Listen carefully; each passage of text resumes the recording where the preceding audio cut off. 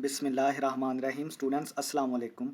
उम्मीद है आप सब लोग खैरियत से होंगे। तो हाजिर हैं एक असाइनमेंट के सलूशन के साथ जिसका कोड है ENG 502 इंट्रोडक्शन टू लिंग्विस्टिक्स। इसकी असाइनमेंट नंबर 1 है स्प्रिंग 2026 के लिए।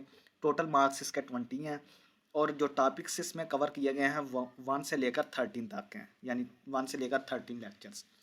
तो यहाँ पे जो है कुछ गाइडलाइंस हैं, वो मैं आपको बता देता हूँ कि upload your assignment in a proper format. आपकी जो असाइनमेंट है वो वर्ड फॉर्मेट में MS वर्ड में होनी चाहिए। करप्ट फाइल्स जो होंगी 0 नंबर दे दिया जाएगा। The assignment should be zoomed in at 100%। तो आपकी असाइनमेंट जो है वो फुली जूम्ड इन होनी चाहिए 100%। प्लेजरिज्म से आपने अवॉइड करना है। मैं बार बार कह रहा हूँ कि प्लेजरिज्म ये सेम आपने कॉपी पेस्ट नहीं करनी। कुछ आपने गूगल से हेल्प ले लेनी है और कुछ आपने क्या करना है, ChatGPT वगैरह से आपने जो है मिक्स करके चीज़ों को लिखना है, तो जिसकी वजह से प्लेजरिज्म का जो है वो डाउट ख़त्म हो जाए। ड्यू डेट जो है वो आपने उसके ज़रिए जो ईमेल के ज़रिए कोई ड्यू डेट के बाद अगर आप भेजते हैं असाइनमेंट तो वो काबिल कबूल नहीं होगी। Please avoid submitting copied assignments. ठीक है, कॉपी असाइनमेंट नहीं आपने करनी। ठीक है, तो कोई भी असाइनमेंट जो है वो आपने ये नहीं है कि फुल कॉपी पेस्ट ये जो मैंने बताई है वो आप करके भेज दें। तो the font colour should be preferably black and font size, आपका जो फ़ॉन्ट साइज़ है वो 12 टाइम्स रोमन होना चाहिए। ठीक है, और कलर जो है वो ब्लैक होना चाहिए। ये नहीं है कि आप डिफरेंट कलर्स में, कोई कुछ कलर में भेज रहा है कोई कुछ कलर में भेज रहा है। तो क्वेश्चन पढ़ते हैं। जो असाइनमेंट का क्वेश्चन है वो देखते हैं कि क्वेश्चन ये है कि imagine you are trying to decode how humans produce and interpret speech sounds. वो कह रहा है कि आप ख्याल करें कि आप ये चीज़ करने की कोशिश कर रहे हैं कि जो इंसान है वो कैसे जो है वो साउंड को प्रोड्यूस करते हैं स्पीच के दौरान और कैसे उसको इंटरप्रेट करते हैं। इंटरप्रेट का क्या मतलब है, समझते कैसे हैं उसको। ठीक है, यानी कि उसने आपको एक सिचुएशन दे दी है कि आप इस सिचुएशन के काम पे काम करना चाह रहे हैं कि सिचुएशन क्या है कि आप ये चीज़ जानना चाहते हैं कि जो ह्यूमन है वो कैसे साउंड को प्रोड्यूस करते हैं स्पीच के दौरान, बोलने के दौरान, और कैसे उसको समझते हैं। What different branches would you explore to fully understand how sounds are produced. तो कुछ डिफरेंट ब्रांचेस हैं। ठीक है, तो वो आपने बतानी है कि वो कौन सी ब्रांचेस जो हैं वो आप फुली अंडरस्टैंड, जो साउंड्स हैं जो प्रोड्यूस हो रहे हैं, जो पैदा हो रहे हैं साउंड, उनको फुली अंडरस्टैंड करने के लिए आप कौन सी ब्रांचेस का इस्तेमाल करेंगे। जो मतलब साउंड प्रोड्यूस हो रहा है या ट्रांसमिट हो रहा है एक जगह से दूसरी जगह जा रहा है, और जो आप परसीव कर रहे हैं, परसीव क्या कर रहे हैं, मतलब जो आपको वो साउंड जो मिल रहा है। ठीक है, यानी कि इसका क्या मतलब है कि आप वो ब्रांचेस बताएं कि कौन कौन सी ब्रांचेस आप इस्तेमाल करेंगे ताकि आप जो साउंड जो है जो प्रोड्यूस हुआ है, जो आप तक ट्रांसमिट हुआ है, मुंतकिल हुआ है, या जो आपने समझा है, उसको फुली अंडरस्टैंड करने के लिए आप कौन कौन सी ब्रांचेस इस्तेमाल करेंगे। तो आपने दो ब्रांचेस, आपने हर ब्रांच को दो एग्जांपल्स के साथ क्या करना है, एक्सप्लेन करना है। ठीक है, तो ये आपका सिनेरियो था, क्वेश्चन था, तो इसको आपने देखना है। मैं आपको इसका जो है वो ये मैं यहाँ से solution ENG 502 assignment 1 solution spring 2026। ठीक है, तो ये मैं आपको बता देता हूँ। तो branches use to understand speech sounds. अब मैं आपको वो ब्रांचेस के बारे में बताने लगा हूँ जिसकी उसने क्वेश्चन में हमें डिमांड की है। तो चलते हैं, स्टार्ट करते हैं। तो इससे पहले अगर आपने चैनल 5 मैथमेटिक्स को सब्सक्राइब नहीं किया तो प्लीज़ इसको लाजमी सब्सक्राइब कर लें ताकि इस तरह की मज़ीद वीडियोज़ और सलूशंस आप तक बर वक्त पहुँचते रहें। और वीडियोज़ को दोस्तों में ज़रूर शेयर करें और लाइक करें वीडियो को। To fully understand how humans produce, transmit and perceive speech sounds, we study three main branches of linguistics। वो कह रहा है कि इस चीज़ को समझने के लिए कि इंसान जो है वो साउंड कैसे प्रोड्यूस करते हैं, एक जगह से दूसरी जगह मुंतकिल कैसे करते हैं, और कैसे साउंड को समझते हैं जो स्पीच के दौरान या तकरीर के दौरान प्रोड्यूस की जाती है। इसके लिए हम मेनली तीन ब्रांचेस का, लिंग्विस्टिक की जो तीन ब्रांचेस है उसका इस्तेमाल करते हैं। वो कौन कौन सी ब्रांचेस हैं? सबसे पहले articulatory phonetics, acoustic phonetics and auditory phonetics. ठीक है, ये तीन ब्रांचेस हैं, इनकी हम थोड़ी थोड़ी तफसील और एग्जांपल्स नेक्स्ट पढ़ते हैं। सबसे पहले articulatory phonetics. Articulatory phonetics studies how speech sounds are produced by the human speech organ such as the tongue, lips, teeth, vocal cords and lungs.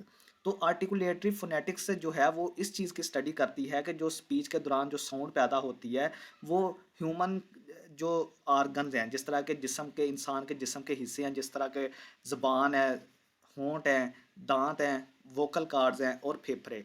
ठीक है, ये किस तरह मिलकर जो है वो साउंड को प्रोड्यूस करते हैं। इस जो ब्रांच में हम इस चीज़ को स्टडी करते हैं कि डिफरेंट आर्गन्स ह्यूमन के वो किस तरह जो है वो साउंड को प्रोड्यूस करते हैं। It explains the movement and position of speech organs during speaking.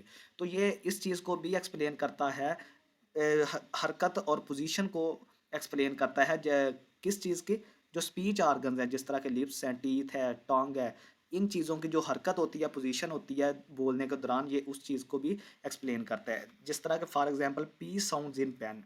तो पेन जो लफ्ज़ है, पेन वर्ड है, उसमें पी की जो साउंड है, the lips come together and then suddenly open to release air. तो इसमें क्या होता है कि पेन को जब आप पेन का वर्ड जब अदा करते हैं, इसमें जो पी का वर्ड है, तो आप जो है, आपके जो होंठ हैं वो इकट्ठे हो जाते हैं, ठीक है, दोनों मिल जाते हैं और फिर अचानक खुलते हैं एयर को रिलीज करने के लिए, हवा को छोड़ने के लिए। This sound is called a bilabial sound because both lips are used. इस साउंड को बाइलेबियल आवाज़ कहते हैं क्योंकि इसमें दोनों जो हैं वो होंठ इस्तेमाल हुए हैं। नेक्स्ट है टॉप लफ्ज़ है। तो टॉप में जो टी की साउंड है, the tongue touches the upper teeth ridge, ठीक है। तो जो ज़बान है ये दांतों के जो ऊपर वाला किनारा है उसको टच करती है टू प्रोड्यूस द साउंड, इस आवाज़ को पैदा करने के लिए। It is called an alveola alveolar sound, इसको एल्वियोलर साउंड भी बोलते हैं। इंपॉर्टेंस क्या है इसकी? इंपॉर्टेंस है कि articulatory phonetics helps us understand pronunciation, accents and speech production in different languages. तो मुख्तलिफ ज़बानों में जो आर्टिकुलेटरी फोनेटिक्स हैं ये हमें मदद करते हैं ताकि हम प्रोनाउंसिएशन को समझ सकें, लहजों को समझ सकें और जो स्पीच प्रोडक्शन है, स्पीच पैदा होने का जो अमल है उसको समझ सकें। नेक्स्ट हमारे पास दूसरी जो ब्रांच है वो अकूस्टिक फोनेटिक्स है। Acoustic phonetics studies how speech sound travel through the air as sound waves.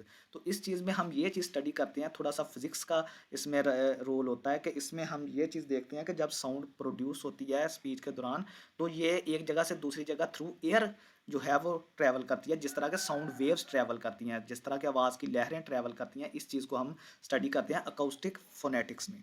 It focuses on the physical properties of sound such as frequency, pitch, loudness and duration. तो ये जो आवाज़ की physical properties हैं, जो जिस तरह के फ्रीक्वेंसी क्या है आवाज़ की, पिच क्या है, ऊंचाई, लाउडनेस यानी कि कितनी ऊंची आवाज़ है, और ड्यूरेशन कितने टाइम के लिए आवाज़ निकाली गई है, इस चीज़ को हम इसमें स्टडी करते हैं। एग्जांपल्स क्या हैं? Difference between loud and soft voice, भारी और हल्की आवाज़ में जो हम फ़र्क करते हैं। ए loud voice produces stronger sound waves, जो भारी आवाज़ होती है वो जो है वो मजबूत साउंड वेव्स पैदा करती हैं, while soft voice produce weaker waves. तो जो बारीक आवाज़ होती है, नरम आवाज़ होती है, उसमें बारीक वेव्स पैदा होती हैं। हाई पिच है एंड लो पिच साउंड्स, ठीक है। तो high pitch and low pitch sounds क्या होती हैं कि a child voice usually has a higher pitch. Pitch ज़्यादा कैसे होती है? जो बिल्कुल बहुत कानों को चीरने वाली आवाज़ होती है ना, जिसकी बहुत ज़्यादा चीख होती है जिसमें, ठीक है, उसकी पिच भी ज़्यादा होती है, ठीक है। तो जो बच्चे के रोने की आवाज़ होती है तो कितनी बारीक आवाज़ होती है, तो उसकी पिच भी ज़्यादा होती है। तो जो अडल्ट यानी कि जो बड़े इंसान होते हैं, बड़े आदमी होते हैं, उनकी जो पिच होती है वो कम होती है क्योंकि आवाज़ भारी होती है। जितनी आवाज़ बारीक होगी उतनी उसकी पिच ज़्यादा होगी, ठीक है। इंपॉर्टेंस क्या है? Acoustic phonetics is useful in speech technology, microphones, language laboratories and voice recognition systems. तो इन चीज़ों में इसका इस्तेमाल है। आप देख सकते हैं कि स्पीच टेक्नोलॉजी में माइक्रोफोन जब बनते हैं, लैंग्वेज लेबॉर्ट्रीज यहाँ पे जो डिफरेंट किस्म की ज़ुबानें हैं उनकी टेस्टिंग की जाती है, और वॉइस को पहचानने का जो सिस्टम है उसमें भी इसका इस्तेमाल है। नेक्स्ट हमारे पास है auditory phonetics. Auditory phonetics studies how speech sounds are received and understood by the ears and brain. तो ऑडिटरी फोनेटिक्स में हम ये चीज़ स्टडी करते हैं कि स्पीच के दौरान जो आवाज़ पैदा की गई है उसको रिसीव कैसे करना है, और जो कान है और दिमाग है वो उसको कैसे अंडरस्टैंड करता है। It explain the process of hearing and interpreting sounds. तो ये जो है वो एक्सप्लेन करता है किस प्रोसीजर को, सुनने के अमल को, और जो समझने के अमल को, आवाज़ को समझने का जो अमल है, ठीक है। नेक्स्ट हमारे पास एग्जांपल्स हैं कुछ। एग्जाम्पल्स में है रिकॉग्नाइजिंग वर्ड्स इन कन्वर्सेशन। तो आप कोई भी कन्वर्सेशन, कोई भी गुफ्तगू कर रहे हैं तो उसमें जो लफ्ज़ों की पहचान है वो इस चीज़ के ज़रिए, इस ब्रांच में हम समझते हैं। When someone says hello, the years receive the sound and the brain interprets it's meaning. तो जब भी कोई आपको हेलो बोलता है तो कान उसको सुनते हैं और दिमाग उसकी जो है वो तर्जुमानी करता है, उसका तर्जमा करता है। Distinguishing similar words, humans can hear the difference between words like bat and pat even though the sounds are very similar.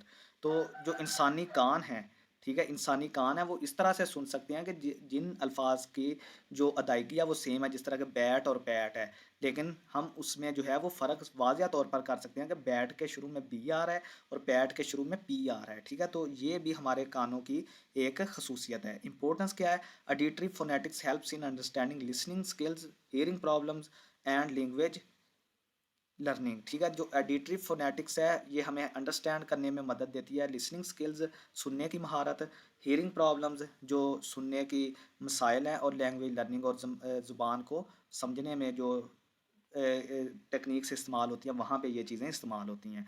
तो यहाँ नेक्स्ट एक कंक्लूजन है। कंक्लूजन यही है कि तीन तरह की हम ब्रांचेस को स्टडी करते हैं। मैंने आपको सबके बारे में ब्रीफली बता दिया है कि कौन सी कहाँ पे इस्तेमाल हो रही है। ठीक है, तो कंक्लूजन लिखने की या वहाँ पे कोई ज़रूरत नहीं है, वैसे अगर लिख भी दें तो कोई मसला नहीं है। ठीक है, तो ये था स्टूडेंट्स हमारा आज के असाइनमेंट 502 का सलूशन। उम्मीद है आपको पसंद आया होगा और समझ भी आई होगी। तो ये चीज़ें आपने समझ के किया करें, जो भी चीज़ होती है समझ के किया करें, ताकि आपको पेपर में भी आसानी रहे फिर।